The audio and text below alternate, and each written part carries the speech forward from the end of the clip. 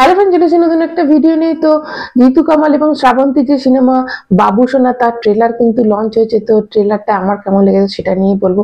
তার আগে প্রথমে বলি যে এই ট্রেলারটা নিয়ে দেখলাম কিছু নেগেটিভ রিভিউ কিন্তু অলরেডি এসে গেছে। কিন্তু আমাকে যদি পার্সোনালি জিজ্ঞেস করা হয় তাহলে আমি কিন্তু বলবো খুব একটা আমার খারাপ লাগেনি। কেননা দুজন এখানে একটা কমেডি দেখো, যেখানে ব্যাডাস রবি কুমার এরকম মানে টিকিট তার প্রাইস এবং এত অ্যাডভান্স বুকিং হয়ে গেছে, এই সিনেমার এত লোকে দেখতে যাচ্ছে এবং মনে হয় এই সিনেমাটা হিট করে যাবে। এবং এই সিনেমার মানে আমি তোমাদের বলছি যে ব্যাটাস রবি কুমারের 20 মানে কোটি টাকার বাজেট, 20 কোটি টাকা উঠে এসেছে শুধুমাত্র গানটা বিক্রি করে, শুধু গানের সত্যটাতে। তাহলে আমাদের এখানে ইন্ডাস্ট্রির কেন কমেডি সিনেমা হবে না? দেখো, এইখানেও তো এরকম মজার ছলেও তো হিট করে যেতে পারে, কিন্তু এখানে আমরা অনেক কিছু আবেগ দিয়ে ভাবি।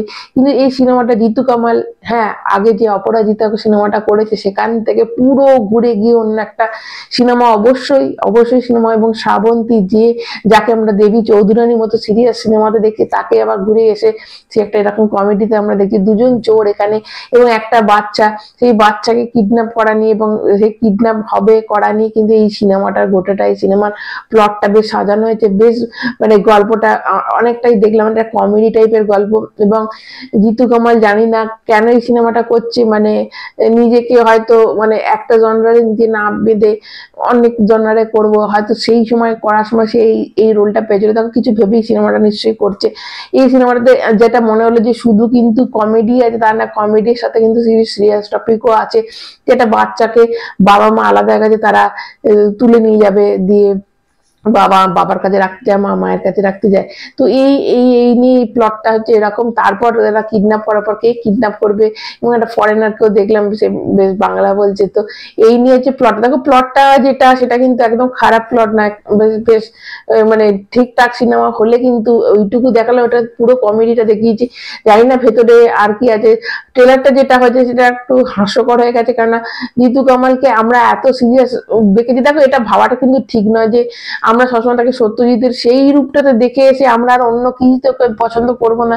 সেটা কিন্তু একটা ভার্সেটাইল অ্যাক্টর, সেটাই হবে যে অনেক ধরনের রোল করবে, কমেডি করবে, সিরিয়াস করবে, অ্যাকশন করবে। তো তো এখানে তো অ্যাকশনও নিশ্চয়ই আমরা দেখতে পাবো। তো এটা যতক্ষণ না রিলিজ করছে গল্পটা, মানে দেখো একটা ছোট তো যে গল্প বেস করে এটা তৈরি হয়েছে, গল্পের বেসটা কিন্তু, কন্টেন্টটা কিন্তু ভালো। এবার কিরকম করে প্রেজেন্টেশনটা হচ্ছে, কিরকম অভিনয় হচ্ছে, সেটার উপর নির্ভর করছে সিনেমাটা কিরকম হবে, কিরকম দর্শকের মনে জায়গা করে নেবে। তো যে ট্রেলারটা দেখে এখনই আমি জাজমেন্টাল একদম হবো না, আমি এখন একদম বলবো না যে একদম ফালতু। তবে যে গল্পটা সেটা ভালো। এবং জিতু কামালকে অবশ্যই আমাদের আগে প্রথমে ভাবতে হবে, ওইখান থেকে আমাদের বেরিয়ে আসতে হবে যে ও একটা কি সিনেমা করেছে। তো এবার দেখা যাক সিনেমাটার মধ্যে সিরিয়াস কতটা কি থাকে। কমেডি তো দেখলাম, ট্রেলারে আমরা কমেডি দেখলাম, এবার মানে গল্পটাতে, সিনেমাটাতে এবার নিশ্চয়ই সিরিয়াস কিছু টপিক নিয়ে আলোচনা হবে এবং সেটাই দেখার।